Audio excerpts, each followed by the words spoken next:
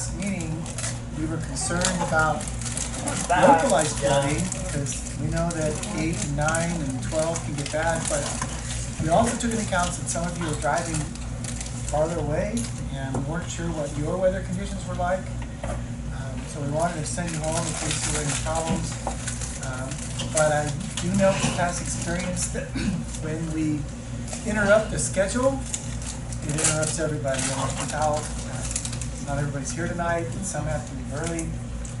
And I understand all of those kind of things. So if it's not a big disappointment, I think what we can do is maybe hour and a half be done. Unless you are like anxious to stay until 6:30. No? Okay. Not that we don't mind staying here. It's just it would be nice. I'm gonna take every opportunity you give me. Right? Right. We're not kids. Yeah, you know, like All I'm right. not gonna say it. Is academic rigor a conversation that you're having in your PLCs and your departments and your grade levels? Yeah. And what does it mean to have a rigorous curriculum? It can mean a lot of things, I guess. Like some people would say it's about like the challenge level of the material you're presenting, and some people would say it's more of the amount of material you're presenting, like that they're kind of busy every day kind of thing, which is, I feel personally, you should be having something every day, but what you're kind of giving them to do every day. Okay, so for certain, there's more things to do in the hour that you have on to get done, right? So we know that we're working bell to bell. That's a piece of rigor. How does standards play into this? That's like, I think for me in my PLC, like especially at Madera High, there's only one 2D teacher, which is me, and there's only one 3D. So like when it comes to standards and stuff like that, I guess we don't really talk about them much because like art standards, you can really bend, not even bend, but they can really apply to so many like curriculums, lessons, unit plans. So I mean, like we had this conversation too with we had like a CNI last week.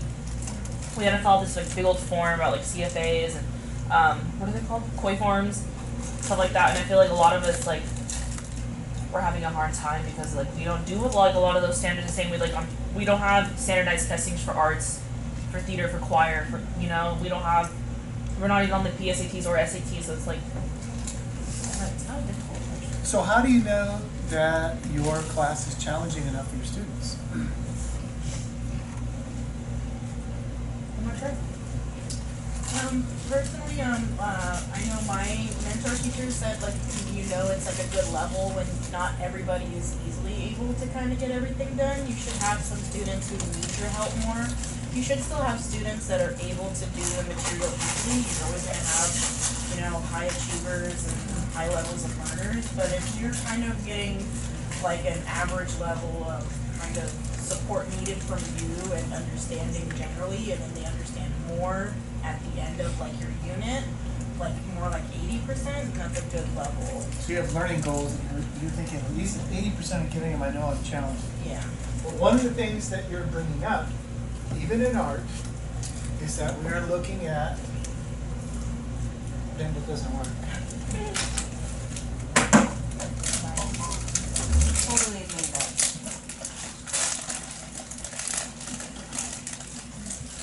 We're looking at that. And you mentioned that we have CFUs, and we also have CFE, right? Cognitive summative assessments, meaning not in art. Yes? Well, you certainly have them at the state and federal level. All right. And we have student work. You were talking about maybe looking at a portfolio or what you're producing and unique to the unit.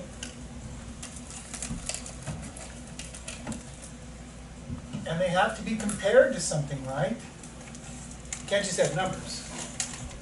I once had a teacher, I swear to you, told me that he was a great teacher because all his students were getting A's in class. Honest truth. And we were talking about rigor, and I had to keep challenging him to think, well, how do you know that, I mean, if I have a class of juniors and I give them a first grade curriculum, they're gonna get A's, right? Easy peasy, and I look good because all my kids have A's. But are we helping the students? No. So we have to compare them to something. So maybe in an elective, we're looking at a PLC. We're also looking at standards. Do we compare with different grade levels? Right, in our grade level or even, so the grade level or at the district level? Do you compare scores with other same subjects in the district? Yeah. And you're hopefully using something that's close to a cognitive summative assessment, so you know that you're testing the same thing? And do we even look at the state scores?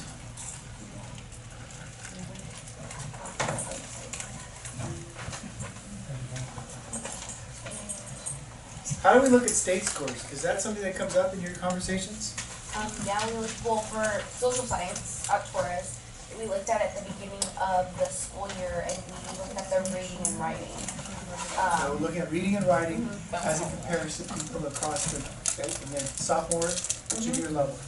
Yeah, and then we actually looked at math too, and like, what did we notice our kids were struggling with the most, and it's math, so. Math is harder than English. Why is math harder? It should, you would think that, especially with English language learners, that math shouldn't be, because math is math. Why is it a struggle? Why is math lower than our English course? I know in second grade for me, it's the word problems kill us. And they don't know the vocabulary, they don't have the vocabulary, so it's building that. That's always our lowest, is word problem. So really, it's not the numbers, it's the language in it. And there's a lot of word problems all the way up. Yeah. And what's interesting is that if I'm giving a fourth grade assessment at a state level, I'm going to use a reading level in the fourth grade. But I have students that are struggling with reading but could do fine in math, they're going to struggle with the math class too. So, interesting. All right. What else do we know, just kind of breaking it down, just for discussion purposes, what else do we know about our students comparing to the state's test? So you were giving some comparison, you said our students are lower in reading and math. What are the numbers, do you guys know?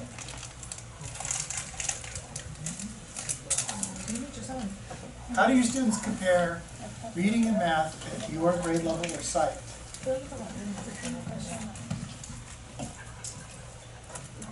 I have it. You said it in like the avid thing, huh? Well, there it is published, and I didn't look them up, but I know from the top of my head that those that are proficient and advanced, it's something like 30% and a little less in math.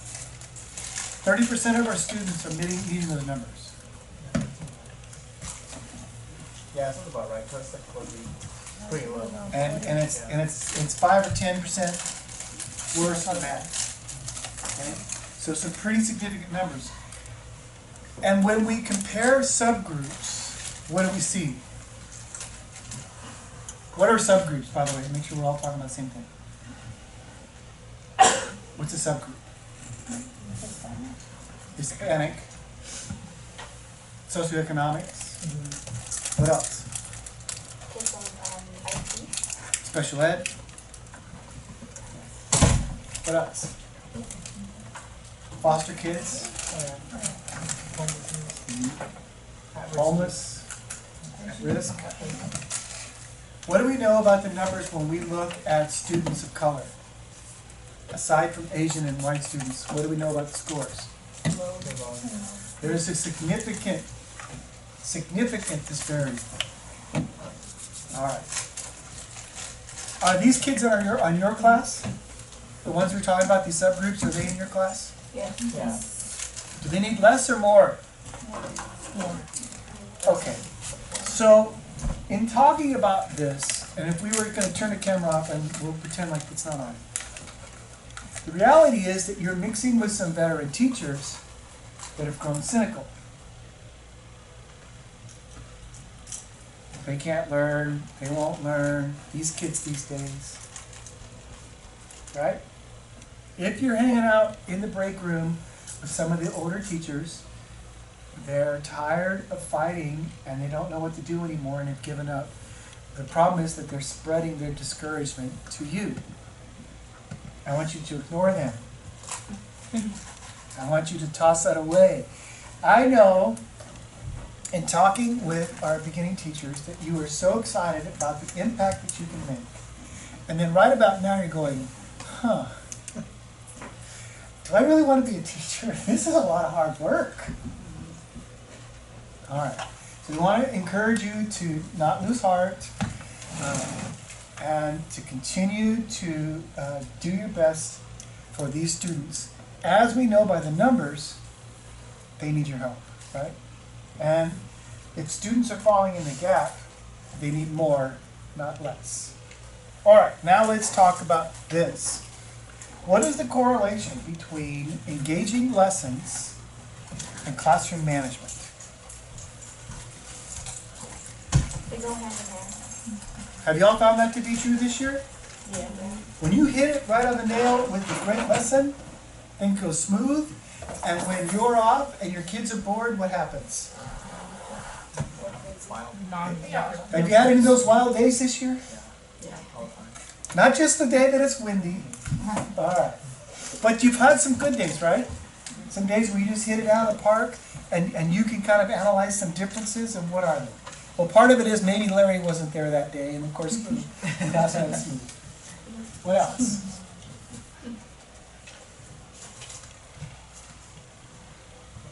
The structure of the class. Make a difference. Like I feel like in my, I'm sped and my class needs like complete structure, like from the beginning to the very end, like what they're gonna do. And it's even more so in your class where it has to be the same every day. Even though what you're talking about may change. 10 o'clock we do this, Yeah. 11 o'clock we do this, and no surprises. When there's an assembly today, oh no, right? Craziness. Fire alarm goes off. All right, if we need structure in a sped class, do we need structure in gen ed classes? Yes. Why? Some kids come to school with anxiety and they need to know what's going on just for their own peace of mind. All right, and so some of the things we talked about as far as structure is even what your class looks like, right? We Yeah. talked about colors. We talked about having a room that's tidy instead of having stuff all over the place. And I was thinking about when my son was young and his room was messy, he was anxious. And when we go in and clean it, we calm him down, right? What is it about a clean environment that makes us settled, right? So that's part of it. But we've been talking since day one about having high expectations. And we said the first thing we wanted to have is high expectations for behavior. So we talked about the Queen Victoria look. We talked about using proximity. We talked about carefully arranging your room so you could walk it so that you're able to move back and forth. We talked about moving in and moving out. We practiced all of these things. You looked at me with a weird look because I made you do some silly things. We had a lot of fun with it, but you're telling me that it works. But what you're trying to establish is, oh, child, no, no, no. In this class, we don't do that. That's not acceptable behavior, right? We've also talked about establishing relationship with students so that they're motivated to want to do what needs to get done. But today I want to talk about raising the expectations for learning. We mentioned that there were a lot of gaps that even in Madera County scores are down. That seems to follow poverty and language, and that they need more, not less. So the question is, can the students that you have learn? Has the pandemic interfered and caused the gap to go to narrow or grow? Grow. How much learning do you think we lost? So we were out of school for, we were online, but we were a year and a half without school. How much learning did we lose? 1.5 years. I have some students who are like, yeah, I missed that so much. Like I literally Yeah. just did. I did the bare minimum, and I got A's. I'm like, 3 years oh my they've God. lost. Say again? I would say 2 to 3 years they've lost. 2 to 3 years, because when we came back, all we were trying to do Right. was review and catch up. We weren't going forward. And we're still trying to catch up. Especially like transition ages, like kindergarten to like first or second, or like Oh, yeah. 7th, 8th to like freshman, sophomore. Right. Even like my son is Yeah. third, he's in third grade, he's in 5th grade now, but still Yeah. Struggling with math. the math is huge. And social skills are like. That's a big one. So if we look at the gaps, social emotional thing would be a big one, right? Especially you noticed right away when we brought our kids back that our freshmen were acting like 7th graders. Right? And huge problems. At least kindergarten, we already knew what to expect. But, oh, come on, you're a freshman now, and they're still doing 7th grade things. And our freshmen that were now juniors were still acting like knuckleheaded freshmen. Okay. Still existing? Have we solved that part of it? We still having problems like that. Immaturity are part of our students. You know, I did notice a difference. I'm juniors, but, and I did notice a difference from last semester. And I know that we've only been 2 weeks now, but I do notice a little bit of a change For the good? for the good. Me too.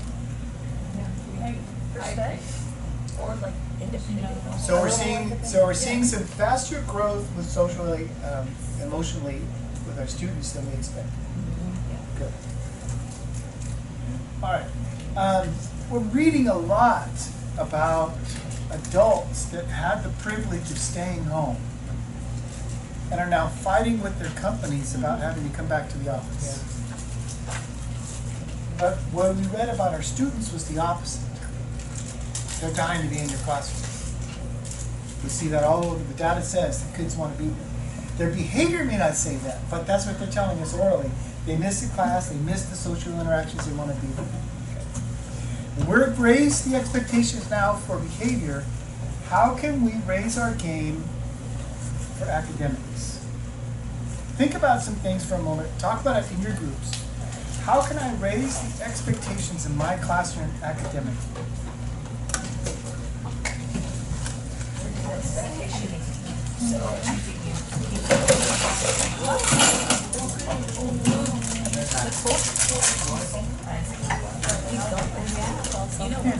Oh, yeah.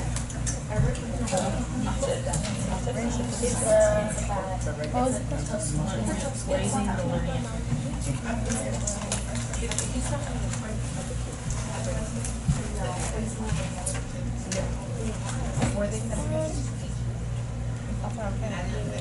I have a lot of good answers, but like what's realistically gonna work in my classroom, because these are middle schoolers, like, I think just thinking they're smart maybe that's my issue. It's because I will do I would say that too. really simple, obviously I kept thinking, I do really simple things, like, I mentioned, he's like, you gotta really simple, and like, I understand explaining and going over like concepts and giving the students specifics and all that stuff, but if you just assume that everybody in your classroom is like bottom of the barrel, like,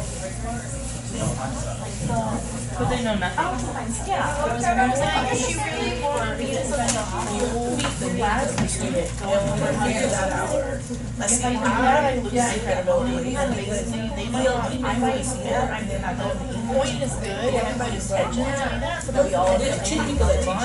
When all the kids are gonna teach us, like, she thinks I'm so stupid, I can't In the way. at least some of them. You know, I'm really glad to have that information, and I'll still go over it. Do I need to spend a whole period with everybody? No, I think more like maybe like 10, 5, 10 intervals. You know, like, hey, this is how we use a ruler, this is how we use stencils, this is how we take care of stencils, this is how we use paintbrushes. Like, I think it's small before you use them in class. Yeah. That's enough. Like, I think.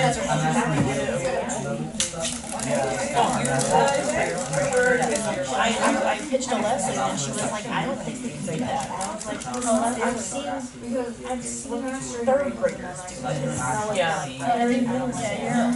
I was able to tell you because Trisha, the reason mentor, that's what she was talking to me about. It's like with English is how some people, I forgot, but like some people don't think like the like learning. Yeah. Keeping them at this level, right? Because you're like saying, oh, they can really get to clear space, just teach them what they can get. It's like that's their expectation, right? You go for it. So that's what I always think about. It's like I don't want to, like either trying to reflect from that student.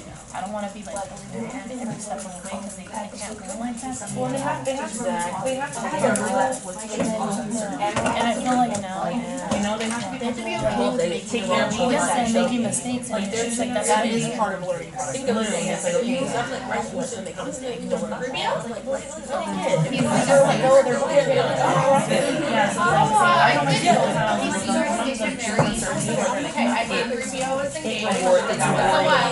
it's like you learn one or two things. You learn, wow, okay, I can actually do this if I give myself time. Or hey, this is what I need to do in order to get there. And it can be even one like the simplest task, like you know, I do the puzzle pieces of idea. Alright, what are some ways to raise I expectations? remember when he got hired, because I was at 11, I pushed and I did my He's a nice guy. I think having an attitude of believing that they're already going to be able to perform at a high level, instead of assuming that they're going to be on the opposite end and performing low.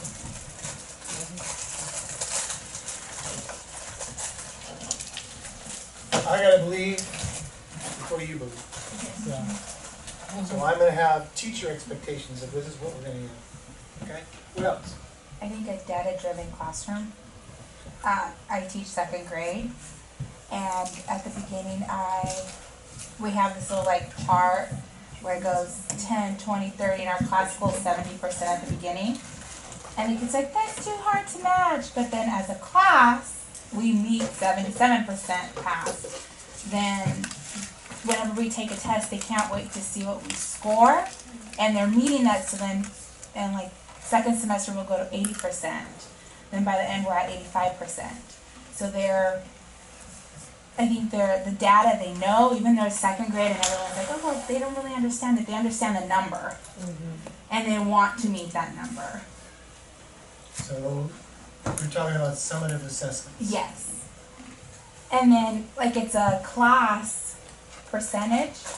They don't know who didn't meet the actual, they don't know who failed the test, basically. Only I know that.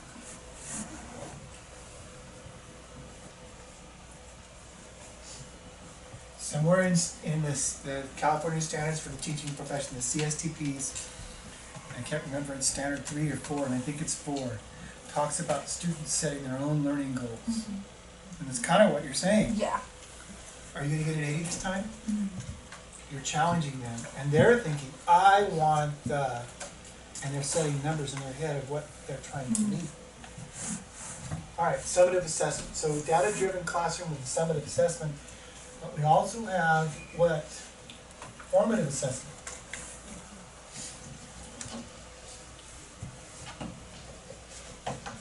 If we're really gonna have a data-driven classroom, we have to be utilizing formative assessments. I'm going to circle back to that in a minute. All right, raising expectations. Teacher expectations, data-driven classroom, what else?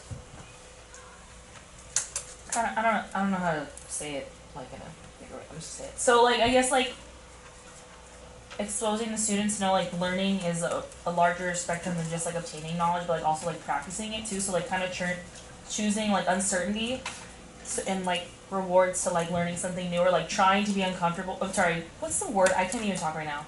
Like being comfortable with choosing uncertainty, I guess, like when it comes to learning, like learning, giving them like maybe a more complex project or a complex idea, but knowing that like, hey, trying to stepping out of their comfort zone, I guess a little bit, and being okay with making mistakes, that way they learn for the next project, or learning what not to do, I guess. I don't know really. Yeah, giving them that's the easier way. And I don't mean an F. Yeah. Can you learn if you never made a mistake? If you did it perfectly, do you need to learn? Yes. You know, I already know how to do it. Do I have anything I want to learn? When do we learn? We did things wrong. When you make mistakes. By the way, how do you learn to get better at being married? You have to make some mistakes. Alright, we'll talk counseling later. Get divorced. We make mistakes in a relationship, right? We learn, like, I probably shouldn't say that. I wish I thought that. Giving students the opportunity to make mistakes so they can learn from them. Now, just for a moment, think for a moment. When you were going to school and you made a mistake, how did the teacher call you out? Alright, did that work for you? No. No. I just like hated her after. Okay. I don't remember from when I was younger, but I remember from now. I got marked down 0.5. I was so mad because I had gotten straight 10s throughout all the articles. And I was marked down 0.5 because I didn't write out the number 10. I put 10. And that made me so mad that she marked me down. But now when I'm doing my essays, I know if it's under 10, you have to spell it out. So I learned, it made me mad, but I learned. One thing that I remember from elementary school, I don't know if this is still done, but this really like just my self-esteem was through the like drain. So basically it's like a chart and you would put kids' names on it and then you would put like, okay, they've mastered their 2 times tables, their 3s, their 4s, 5, 6, and all these kids would have stars. I wouldn't because I was terrible at math. I wouldn't have I was barely at my 3s, kids were already getting to their 10s. And I remember getting made fun of for it. And it's not funny, but it is now, you know? I remember getting made fun of for it and it made me feel like, man, you know what, like I just shouldn't try because So it shut you down. yeah, and then I think that's like a huge I don't like math at all. And I think that's one of the main reasons why, because I struggled and my teacher, instead of helping me, would tell my dad that I wasn't paying attention, and then my dad would get frustrated with me, like trying to do math with me at home, and it just kind of I never liked math. Okay, so you just hit on something. Each of us are motivated differently. The problem though is that as a teacher, I think you're motivated by the same thing I'm motivated by. Because I would have had a different reaction than you. Well, heck no, I'm not getting left behind. What do I got to do? Because I don't want to be made fun of. I'm going to learn my numbers so that I can get ahead. I remember being in the 5th grade and we had these multiplication things. There was 100 boxes. And it was like a warm-up. And the teacher would say, all right, go. And these kids would... It was a race to get to the 100. And there were 3 or 4 kids that were like super fast, and I would get so frustrated. And they were always getting A's and everything anyway. But I remember going home and practicing. I never got as fast as them, but I got fast enough that today, honest to goodness, I could do a lot of math in my head. We were sitting down and we were talking with a car salesman about interest rates and payments and this and that. And they're throwing out numbers, and I said, oh, that's about 600 a month, blah, blah, blah. And he's like, wait a minute, what? Well, it's 626, I could do it in my head. But because my motivation was different than yours. So what does that tell us? If we're going to raise expectations, what does that tell us we need to know about our students? We need to know their learning style. We talked about that 2 sessions ago, right? Learning style. Was it kinetic? Is it oral? Is it physical? Right? All those kind of things. And we looked at personality, and we looked at all those kind of different thoughts. But how do you know if the student is getting motivated by shaming them? You have to have a conversation with them. All right, secondary people just rolled their eyes at me because they got 180 students. Like, how in the beep? Can I say that word? Am I going to learn motivation for 180 students? A little bit at a time. Some of them you don't have to worry about, right? The A students, do I need to know what motivates them? They're doing fine. How do I collect now? So who am I going to connect with?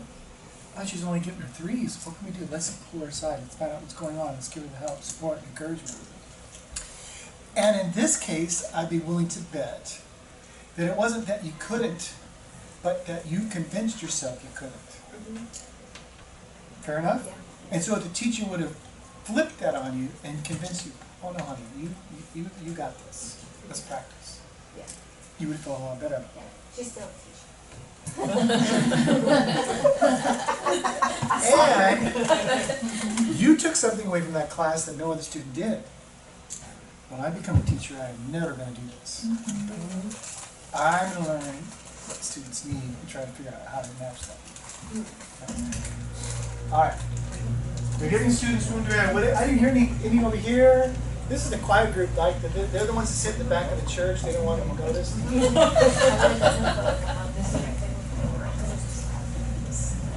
How do you raise expectations? We were talking about getting deeper in the DOK levels, asking questions that dive deeper, and then also you can pull in project-based learning to also show what students know. I started going DOK here. I think it goes here. Okay. You're pulling from kids, you're kind of getting it, you're kind of not, oh, no, well, we need to do it here. We need to do it more, right? And that's where it plays in. Okay, Ed, you were talking about project-based learning. Yeah. Why is this important? Project-based.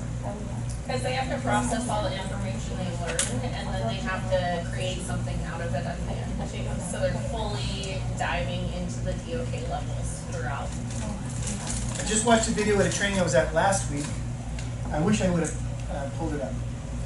And the professor, super smart guy, says, I've been lecturing these students, and I just assumed they knew it.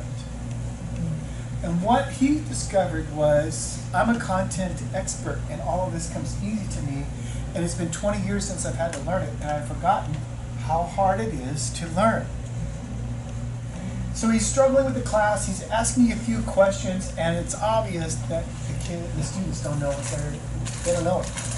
And he's like floored, thinking I just spent 20 hours explaining all this over the last 6 days. How come? And so then he decided to let them start talking about it, asking questions and letting them discuss it.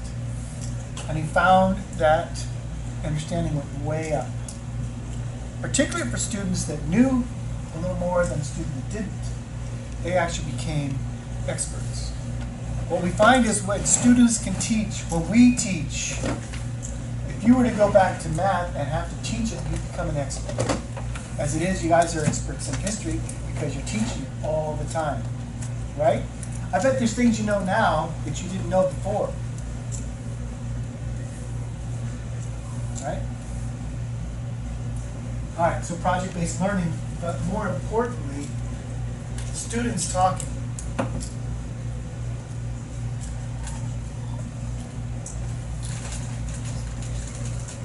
Talking collaboratively. Correct. And here's the tension. Here's what I know. Part of it is although we're getting away from that because you're younger, part of it is that you're still thinking of the way you were educated. Particularly if you're in high school, how did your U.S. history teacher teach you U.S. history? Stood up on the wall and gave a lecture and then said, read chapter 42, and I want you to do the odd questions at the back of the chapter plus the 3 essay questions. All right, go. And then he sat down and read his newspaper. For real. I love that though. It is the #1 reason why most people grow up saying, I hate history. It never came alive. It never came okay. Yeah. Right? So the tension is, we think as teachers we do all the talking, and students shouldn't be talking because, oh Lord, if an administrator walks in and my students are talking, I'm going to get in trouble. But what does the data tell us? What does the research tell us? Students collaborate. The data tells them they don't retain the DOK1. And let's add another element to that. And what about our EL students? They really don't retain it. They don't But they learn really it. need to what? They need hands-on and talk and pictures. We talked about an EL strategy is 50-50, right? The teachers talk 50%, the students talk 50%. Great strategy for EL students. Not such a great strategy in our SPED department where students need control, when students need structure. So you have to kind of weigh it, right? Because I will know my son in a class that's noisy, too much stimulus. But you have to kind of weigh that out. All right, so students talk, so that's a challenge. So we're talking about how do I raise expectations in my classroom, and we're talking about all kinds of ideas, some of which you're using and some of which you haven't thought about yet. But I want to challenge you to think about how can I get my students to talk more? And by the way, one of the things I try to do is to get you guys talking, because the research tells me that when you go to a PD and you talk, you A, think it's a lot more interesting, and B, you get more out of it, right? If you're talking and I'm not, you think it's more interesting and you get more out of it. What about your students? If they're talking more, they're going to think it's what? More interesting. Yeah. And they're going to get something out of it. Okay, just follow the train of thought here. If students in class think it's more interesting, what's going to happen with their classroom management behavior? They're too busy thinking about this exciting topic to start goofing around. I'd be willing to bet that 60 or 70% of the classroom management problems we have are from students that are bored or students that are not engaged. Bored's kind of a penalty word. I shouldn't have used that. Students that are not engaged. For whatever reason. It could be that they're having a bad day. They could be just mad. They could be that, I don't know, they don't like school and they want to cause them. What we do know is students that struggle with academics cause problems to mask the problems they're having academically, right? So all those things are occurring. But when we can raise their engagement, problems fall away. All right. So another way to raise expectation is lesson planning.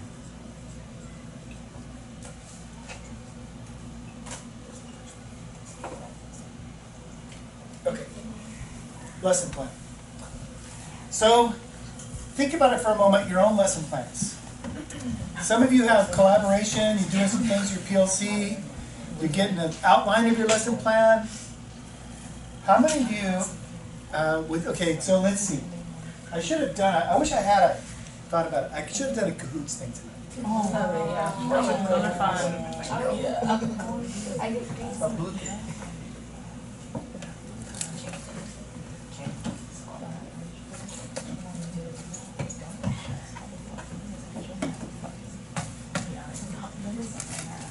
Okay, so not to single you out, I want you to, in your table groups, to think about this for a moment.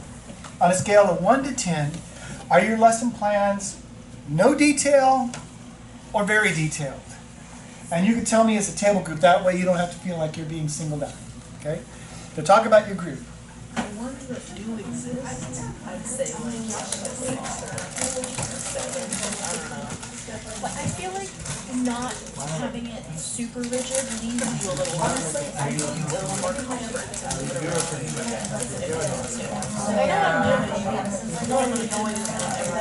Like, in all honesty, I think they start off at like in the middle and then they get more detailed as the day goes by because I'm like doing it multiple times and I'm like, okay, I missed this part, okay, I missed that part. And like so I guess they probably start like right in the middle and then as the day progresses they get either not even more detailed but at least like there's less holes.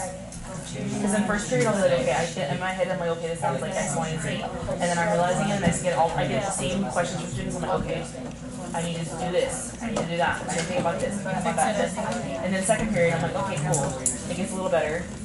And then even still then some other students who have like different types of behavior, different kind of like processes, I'll be like, okay, I need to say that at least once. You know, it gets more, I feel like it gets more sophisticated as the day goes by because I teach it. All right, you got a number? But it's like in the middle, it's probably like a 5. Got a number? I'm gonna give myself like a 5, honestly. Got it. You guys have a table group as a number? All right, church group, what's your number? Things like 10? Your whole group 10. Wow. Okay. Got a 10 over here from our church. Art group. 5. 5. said 5, yeah. 7. 7 from our elementary. Junior high? I would. Okay, Mine is, okay. Yeah, my grades are very detailed for my students. Yeah. So I'm gonna say an 8. 8. Yeah. Okay. Let me ask you this question. A moment ago we talked about some of you had, in the last semester, hey, I had some great days, I had some not so great days. That's how they say it, Chachila Natsa, right? Not so great. They got it. All right. And you said that when I really did a well lesson, I had my lesson plan ready and I was really prepared, I had a great day. Okay. Do you see the correlation now between detailed lesson plans and having a good day? Does that raise expectations in the classroom for academics? All right. So what are some components of a lesson plan that you think is important? We talked about, man, I got 10s going on, very detailed. What are some details that we're talking about? I gave my students step by step of what they're going to do. Okay, so step by step, we talked about that in our class. We have the learning objective, so we already know what. Why is a learning objective important? I gotta tell you, when it was first presented to me, I thought, oh, the administrator just wants to see it so they know what's going on. Is that the case? No. Why is a learning objective important? Well, students, they read it. Oh, that's what we're doing today. Why am I learning this? Oh, Yeah. Why am I learning this when I take Algebra 2 in high school just to get a diploma? Did you take Algebra 2? Yeah, I did with Mr. Green last time. Yeah, he's really, oh, Yeah. South High School, there you go. Yeah, He was an awesome teacher. I passed it. He just Oh, retired. Yeah, and No, I he retired. Oh, he retired? He did. Oh, I thought he was still there. Okay, he was in last year though. Yep. Yeah. He retired. So, what made math class so great? Because you hated math. He was just very good at explaining it to me or to us, and then he like would literally go step by step, and then if we didn't, then okay, he would do, like groups would do, and then we would do individually. It I was do, like, we do, you yeah, do. yeah, a lot of people know. yeah. So we have some strategies involved. Mm-hmm. We have a learning objective. We have step by step. I do, we do, you do. What else? I try to add like visuals and communication, like try to incorporate all like learning modalities like in one lesson to make sure it's not just this much of this time like learning or like listening or having to take notes. So that's why I've been noticing and it's been helping out like. So you chunk it. Yeah, I chunk it. So when we have like visual communication, like talking, visual, and then listening and stuff like that. How do you know students are getting it? Check for understanding. Do you get it? So, checking for understanding develops data with our formative assessments. What do we do if we don't get it? One of us reteach, could be just 2 kids, we're going to pull them aside and intervene. So our response to intervention, then that get us to a data-driven classroom, more so than summative assessments. This is the key.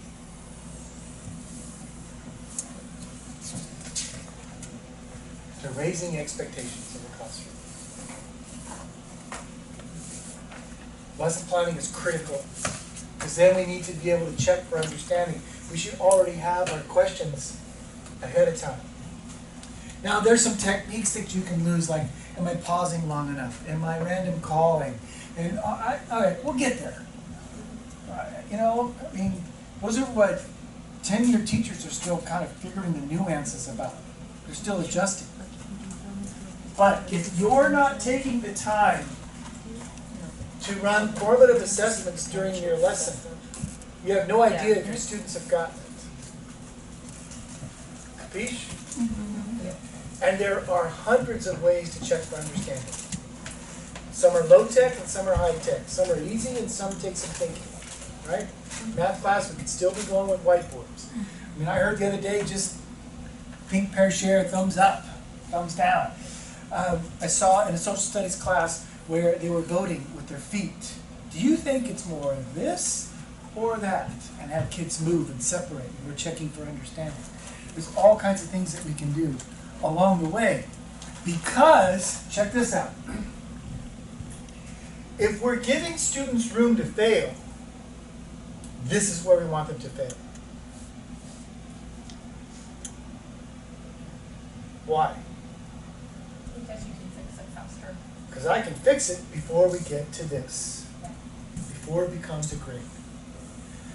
And I should get excited about that. If I'm seeing students struggle, now I know what to do to raise their game. So we heard a lot when people were coming back from the pandemic. We heard two mixed messages at the same time. Help students catch up, get them what they're supposed to be right on grade level. And like, teachers are all over the place going, what do you want? I mean, I can't do both. I have fifth graders that don't know how to multiply. What do you want me to do? We'll teach them fractions. What does my assessment say? Teach them multiplication, right? Because there's no way we can get to fractions if they can't divide, and they can't divide if they don't know multiplication, and we're stuck at third grade and you want me to teach this. I can't do it. We got to start here and go there, right? That's why this is so critical. All right, let's jump ahead. We haven't even gone our slides yet.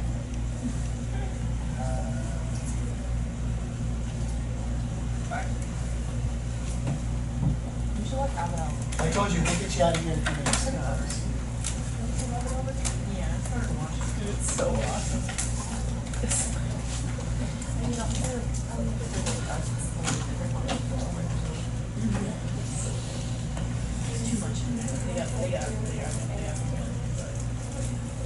Oh no, yeah, they're not.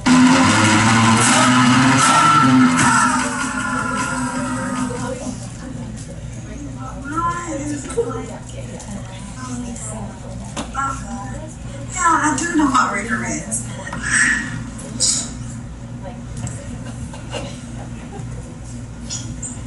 What is rigor? Oh They're my trying to answer the gosh. question. What is rigor? Rigor is, what is rigor? Oh my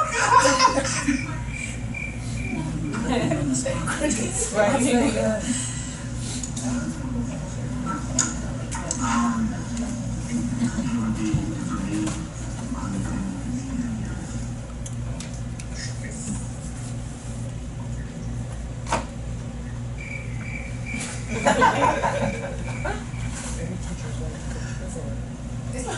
Oh, you want us to do it now?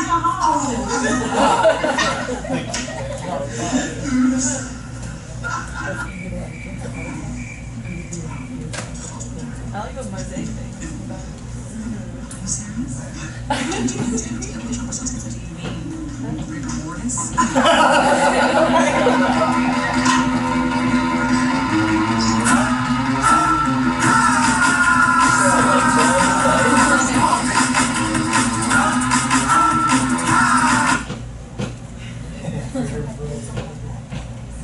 Oh my goodness.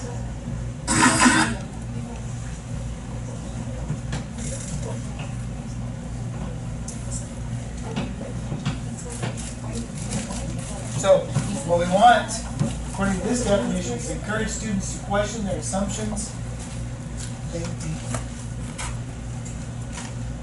Rigor in the classroom requires expectations and experiences that are academically, intellectually, and personally challenging.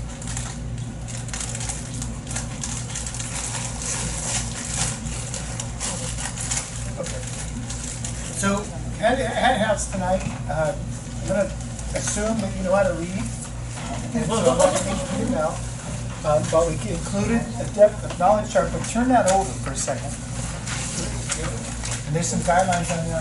Maybe some new thoughts on how to use it. You've probably seen that before. But if formative assessment is the key, how do we know what questions to ask? So this chart is supposed to help you kind of think that through. to get beyond recall, get beyond students just regurgitating back. What you want them to do is actually think about it and apply it.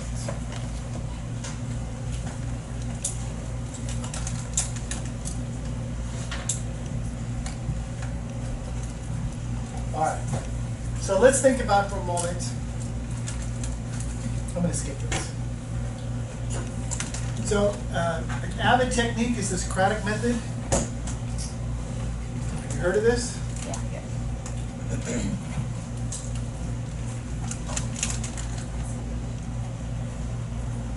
Rigor is not giving students more or harder work. It's really about making them think deeper about that. Why is that important? Because when you get the deeper thinking, you actually learn it and you retain it. We're also already thinking that it's better engaging. Okay, so if we're thinking deeply about something, we're staying out of trouble, too busy thinking. We're more engaged, and we have a better chance of remembering that when it comes time for the assessment. Okay, so deeper thinking. How do you see the job market going in the next 20 years?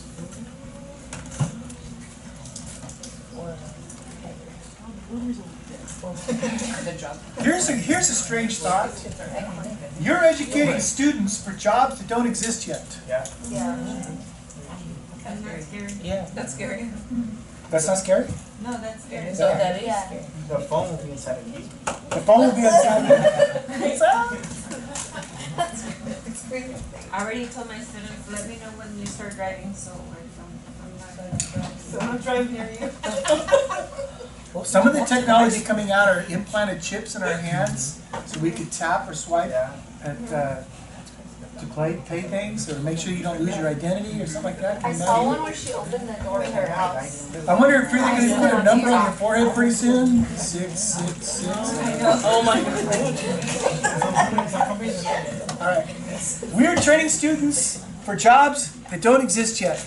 And the big thing that's going right now is AI, right? Artificial intelligence. Okay? And they just came out with an app last year that AI can write essays as good or better than. Yeah. Oh, they have this app. They do. Yeah, I forget what it's called, but yeah, they're trying to ban it. You type in, I want to write a paper about whatever element, Sloths in Costa Rica. and it produces 3, 4, 5 paper, whatever you need, essays. Cited and everything. Cited everything, and when you put it through a plagiarism site, it's not popping down. Okay, so Where was that one? One of the English teachers told us about this. as we move forward in the next 20 years, do you see your students working more with their hands or with their mind? We even know today that the tractors that are running around in this neighborhood, by the way, are $250,000 to $500,000 tractors that have more technology in them than ever before, and farmers are not just putting anybody in those tractors. They want educated people that are trained driving those tractors. You got excited. Yes, my brother just went back home. He works for John Deere. And I asked him one time, because I saw the one, if you notice those tractors that have like a little yellow bolt up top. I was like, hey, what is those? And he's like, oh, that's like it's like GP, something module. He's like, I can go on my truck, hook up my laptop to the software, and if that tractor is like, I can't get to it because it's like 500 miles away, I can disable it, turn it on, tell it what to do. And so like the Russians, when they took over Ukraine, or fighting Ukraine, they were trying to steal a tractor from John Deere, take back to Ukraine, and John Deere found out, and they disabled all of them. Yeah, around across the world, they were in Washington, and they disabled them in Ukraine. By satellite. But just by satellite. So he's like, yeah, you can tell everything. But they're also using them to put a certain grade in the fields, right? Because you want your water to drain from one end to the other. And this is incredible. But somebody that didn't finish high school 30 years ago could go drive a tractor, can no longer do that job. What's going on, just for a thought, at McDonald's? They're moving towards total automation. So that maybe at one point you only need 2 people at the store to make sure there's not a fire and to hand out some change or whatever. It's all going AI. What's happening in our car factories? Oh, yeah, everything. All of it. Why is this trend going? Why are we doing this? Efficiency. Efficiency. There's a lack of You don't workers. Not so much the lack, but the Money. cost. You robots don't complain. What about robots? They don't get sick. Nope. They don't bake sick so they can take a day off. They don't need vacation. They don't need vacation. They can work 24/7. They don't For real. They don't steal. They don't do brake violations. Okay. Actually, OSHA if you really read into this, Congress is saying, well, we need to tax the AI because we used to tax the worker. And if you don't have the worker, we lost that revenue. And government's going bananas going, what are we going to do without any money? Oh, yeah, we gotta tax people. Gotta tax the genes. Okay, so if our students, even today, we can see 20 years down the road, are gonna be working more with their minds than with their hands, why is deeper thinking important? And what are some other skills that they need? Probably tech skills.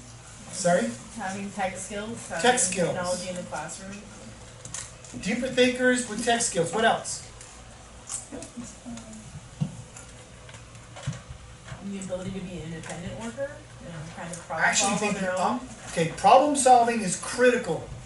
Problem solvers, and actually what we're seeing is more of a cooperative learning, a cooperative working environment versus singletons. They are collaborating more. Are these things that you can give your students regardless of subject? Yes.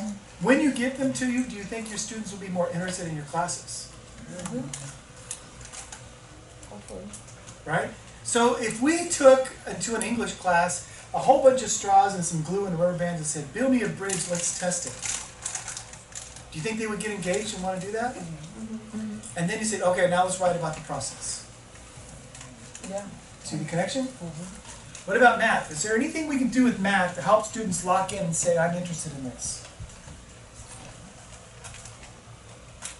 It's called applied math. How does it work? Have like problems and they have to figure out the solution to it. Real world problems that use math in the books. What's an example of that? I don't know, say you're rebuilding the Golden Gate Bridge or something, blah, blah, blah. They just got a $400 million grant today from the federal government. I didn't even know that, I just threw it out, but like, you know, you're building this, now you have to figure out this and that. How much paint do I need to paint the Golden Gate Bridge? Oh, it's like a couple million gallons. I went to the. That's the first vote. Yeah, it's like 100 something million gallons. Orange paint. How much air per square inch is in this room? How much carpet do I need to lay down? Right? How much paint do I need for the bathroom? How much fertilizer do I need for the backyard? How fast does a golf ball go off the tee? How do I measure the arc? How fast does a rocket go into the ocean, into space? And how do we measure that? You see the similarities between the golf ball and the rocket? All of it is applied math. Okay? And all of that can help grip students into deeper thinking, problem solving, and cooperative learning. All right. Checking for understanding, we talked about that. There is some menus and student-generated topics in your handout. I'm going to let you read that at home, okay? But it's about 5 pages long, and it's stapled together, and it has, it looks like this.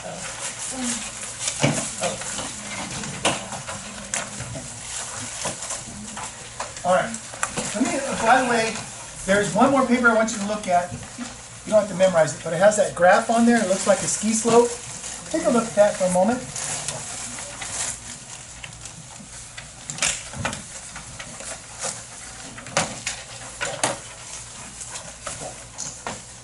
What does it tell you about review and students learning? Constant reviewing with some maintained knowledge. How fast and how rapidly do I have to do this? Looks like you maintain a lot, even only reviewing it again the next day. So review the next day, and then how long after that? A week later. A week later, and then again. A month. Look at the learning loss that happens if you don't review in 2 days. Have you ever wondered by Friday why students are flunking the test? Hello.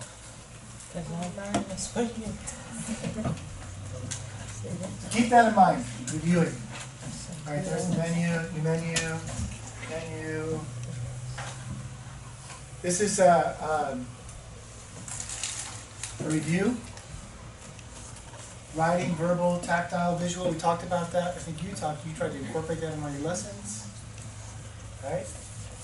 We talked about this and we're gonna stop. Okay. Questions and thoughts?